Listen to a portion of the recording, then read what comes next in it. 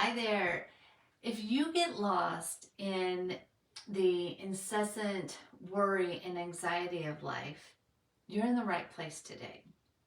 I'm Kristin Wood, and I want to share with you in this week's Kiss from Kristin a simple little practice or tool that you can use anytime you want, anywhere you are, and you're going to transform that feeling where you get lost and you're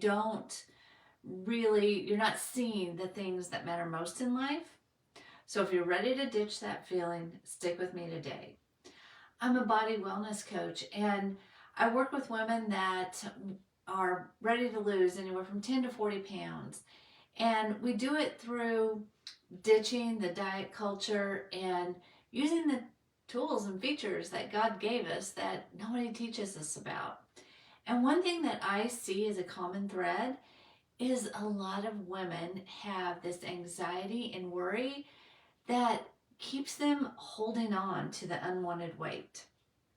And because I have both health coaching and life coaching, we really get to get in there and get rid of this anxiety and worry that you struggle with and that's holding on to the weight that you don't want. Let that go, and then you can realize that you do want to be kind. You do want to be open-hearted. And the world could just really use a lot more kindness and open-heartedness right now.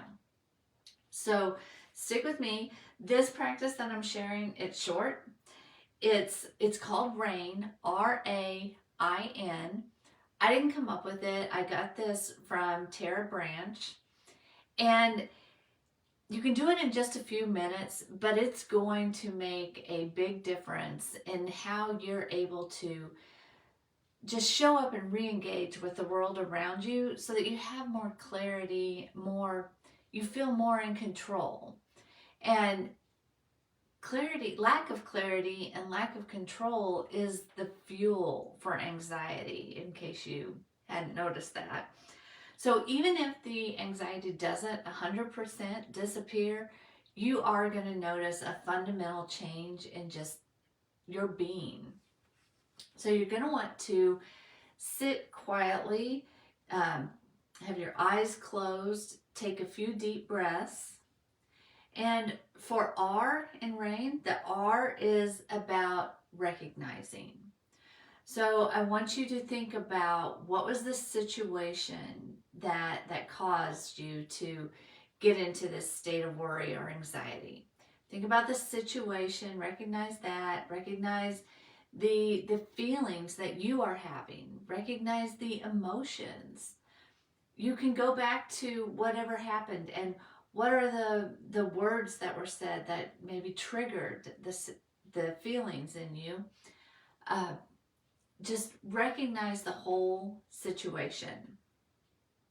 And then A is for allowing. We're just going to allow it to be. You're going to sit with it, and it is what it is, because you can't go back and change what happened 10 minutes ago or an hour ago or a day ago. It happened. The can of worms was opened and it can't be closed. So you are allowing it. Now, I do want to point out that in the allowing, I get that this might feel like you're saying yes and agreeing to something that you're complete hell no to. And that's not what's happening here. This allowing, there's no judgment, there's no trying to push something away, there's no trying to control a situation. It's just looking at what is. And a tip that might help with this, if it is something that's kind of triggering you, that you don't agree, so you don't want to allow it, is to look at the situation through a third-party view. And this is kind of like a sportscaster. So a sportscaster doesn't have any ties or commitments to either side. They're just calling the game, or they're calling it blow by blow. They're just stating what they are seeing. So in this allowing, you're just looking at the situation through the lens of a third party that's watching. And you don't get to get into what someone else was feeling or what you were feeling, because you can't see that. You're just allowing blow by blow what happened. And then I is for investigating. Now, in this step, you're going to just with gentle curiosity start asking yourself questions. And these questions are going to be, what's the worst part of this? What's the worst part of you feeling this way, or you having this emotion, or the situation happening? What's the worst part of it?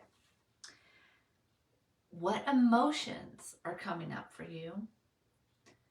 And are these familiar emotions? Is there other situations where you have felt these emotions? What's the common trigger? You're just getting curious with yourself. You're not judging yourself. And I love this question, but what is most difficult about believing the things you're choosing to believe? What's the most difficult about that? You have a choice to believe whatever you want. So if the way that you're believing is not making you feel good, what would you rather choose to believe? And Byron Katie does, her work is called The Work, and it's loving what is. So what happened, it is what it is. You get to choose how you believe. What is 100% true? If it's not 100% true, that means there's another belief that you could choose to be thinking. So what's difficult about how you're believing, and what's the other choice that you could be feeling that's going to make you feel better? And that gets into the N. N is for nurture. So think about it. If your daughter, if your sister, if your best friend was having the feelings that you are having, what would be the kindest thing that you could do for them? What would you feel like the most caring thing you could say to them is? And N is about you touching your heart, you giving yourself the kind words that you would want to tell someone else. You speak those into yourself and you take them in. You receive that message from yourself. And with this, you're likely going to notice a shift, a lightening in your heart. Your shoulders might actually drop. You'll feel them just drop and relax. And you'll feel more peace and clarity and control. Not like you're controlling the situation, not like you're controlling anyone else, but just a control of your body, that this situation that's bringing in the anxiety and worry, that's not in control of you. You actually get to be in control of the thoughts that make you feel good. So once again, R is for recognize, A is for allow, I is for investigate, and N is for nurture. And you get to decide how you want to show up, how you want to feel. And what I love about this is it's short enough and it's simple enough that you can do it anytime you feel like you need to just take a break from the anxiety and worry.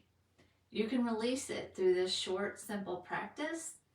And I love that it's short enough that I can do it with a client in a session, and we can see what are the things that are triggering them, what are the beliefs that they're having. And in a session, we have time to go deeper and try to work some of those out so that they're no longer something that individual has to struggle with. So it's a great tool for you on your own, and I really enjoy using it as a coach. So I hope you give it a try. Let me know. Leave me a comment if it's something you want to try, and share with me how you think it worked for you, and if it's something that you feel like you could use guidance with, and you want to talk to me about what that would look like for you to have a session and go through it, just reach out to me. You can always message me, and we'll talk about what that looks like for you. So give it a try. I hope it works amazing. I know it will if you have an open mind and an open heart for it. And I'll see you next week with another Kiss from Kristin. Bye-bye.